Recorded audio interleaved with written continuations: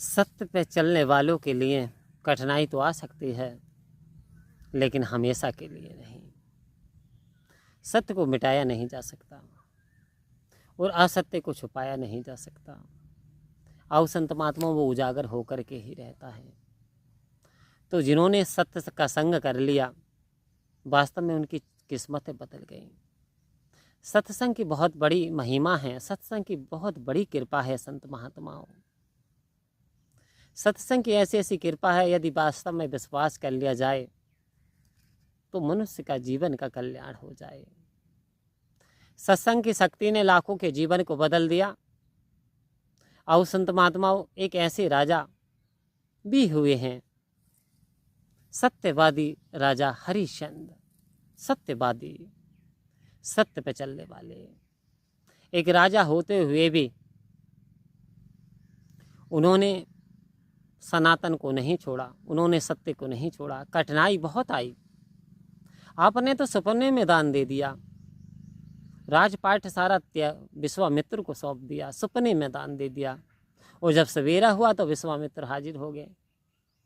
कहते, राजन तूने तो मुझे सारा कुछ सौंप दिया। जब उन्हें ध्यान आया तो सपवन में उन्होंने मुनि को सारा कुछ सौंप दिया। कह रहे, हाँ जी, मैंने तो ये राजपाट सब कुछ सौंप दिया। कह रहे, बाकी मेरी दक्षिणा भी तो बची, जो दक्षिणा देना चाहता था। जब वह राजा हरिश्चंद्र खजाने की ओर चले तो कह रहे, खबरदार, तूने तो ये राजपाट सारा खजाना मुझे सौंप दिया, तो फिर तेरा क्या बचा। सोच में पड़ गए, वास्तव में बात तो सही है। अब यानी सत्य से नहीं डिगे, सत्य को धारण कर लिया। तो सत्य की खातिर हुआ क्या, काशी में जाकर के खुद भी, पत्नी भी और बच्चे को, खुद तीनों प्राणी बिक गए सत्य के लिए। और संत महात्माओं,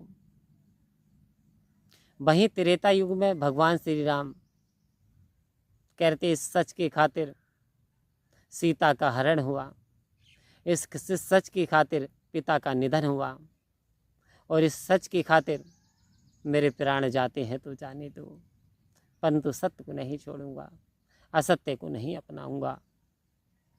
आप देख रहे हैं, बड़े बड़े राजा महाराजों की ख्याति मिट्टी में मिल गई, परंतु सत्यवादी राजा हरिश्चंद्र को दुनिया जानती है। सत्यवादी राजा हरिश्चंद्र इतिहास में अजर अमर हो गए, भक्तों की श्रेणी में आ गए। अंततः कष्ट उठाते उठाते एक समय वो आया जब रोहतास बेटे को, जो कि माली के यहाँ काम करते थे, एक सर्प ने डस लिया और निधन हो गया। सत्य वहाँ भी ना छोड़ा, दया वहाँ नहीं आई जहाँ एक पत्नी बेटे को लेकर के आई कि मुझे अंतिम दाह संस्कार करना। लेकिन राजा हरिश्चंद्र, जो कि मरघट पे काम करते थे, एक हरिजन के यहाँ कहते, जी मेरे मालिक का आदेश है कि बिना कर ले हुए मैं यहाँ किसी का अंतिम संस्कार होने नहीं देता हूँ। जबकि वो जानते थे कि बेटा मेरा है, पत्नी मेरी है, लेकिन बात आती है वचन की, बात आती है सत्य की, बात आती है धर्म की, तो वो धर्म पे डटे रहे। वो फिर एक समय वो आया कि फिर बेटा भी सरजीत हो गया। बेटे को भी वही विश्वामित्र ने और कहा, हम तो केवल आपका टेस्ट ले रहे थे।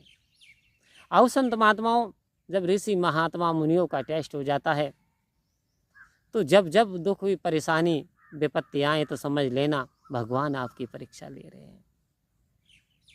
क्योंकि एक व्यक्ति यदि मार्केट में जाता है, 50 रुपये के घड़े को खरीदता है तो वो भी उसे बजाता है, उसमें पानी डालता है, तब जा कर के लेता है।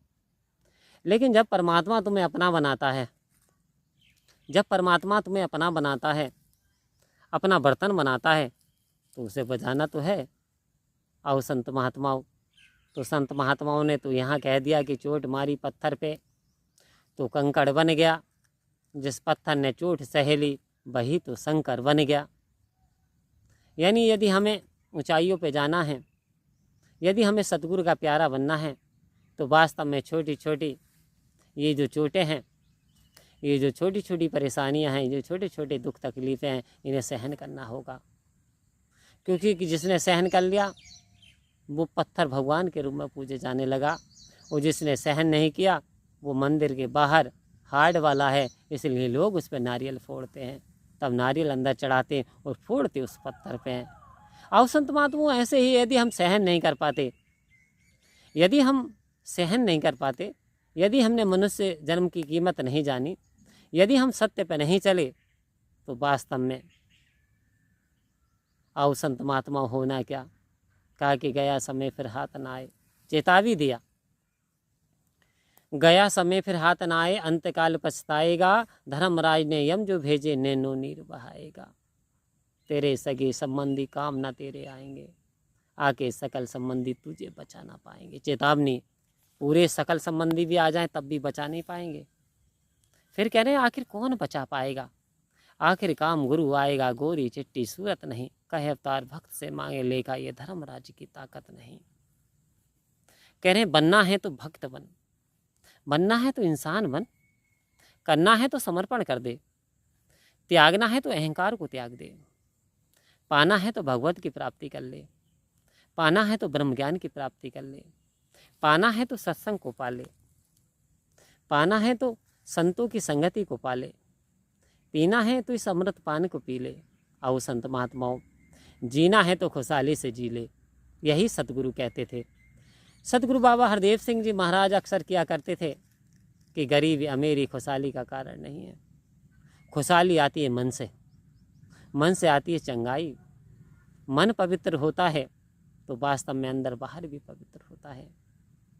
सतगुरु एक उक्ति कहा करते थे, कोई बात नहीं आप गरीब हैं, कोई बात नहीं, कोई अंतर नहीं पड़ता।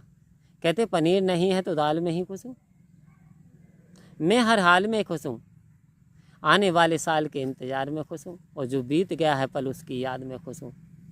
और कह रहे हैं कोई बात नहीं, सबने साथ छोड़ दिया, कोई साथ ना दे तो अकेला ही खुश हूँ। आओ संत महात्माओं, ऐसे थे सतगुरु बाबा हरदेव सिंह जी महाराज, जिन्होंने हमारी नज़र को बदल दिया और कहा कि जैसी दृष्टि वैसी सृष्टि।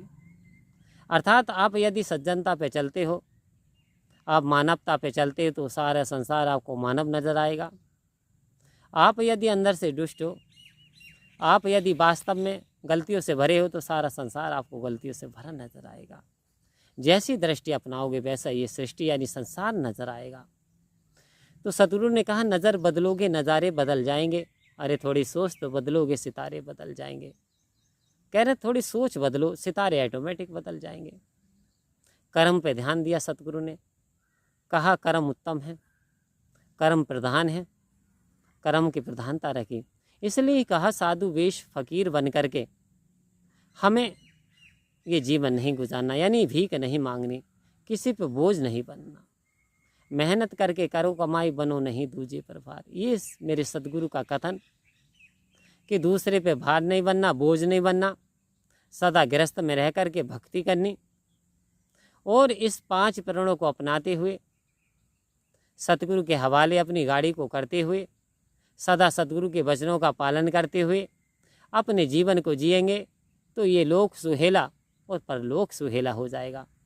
जब सतगुरु की कृपा बरसती है तो जीव ये आत्म यानी ये जो बंधनों से मुक्त हो जाता है, उसे मोक्ष की प्राप्ति होती है। मोक्ष की प्राप्ति गुरु कृपा, गुरु कृपा मोक्ष प्राप्ति। आओ संत महात्माओं, तो सतगुरु हमको तुम्हारी मेहरबानी चाहिए, खुश रहे हरदम वही तो जिंदगानी चाहिए, और तेरे चमन की एक अली ए मेरे सच्चे पातशाह मुस्कुरानी चाहिए, मुस्कुरानी चाहिए।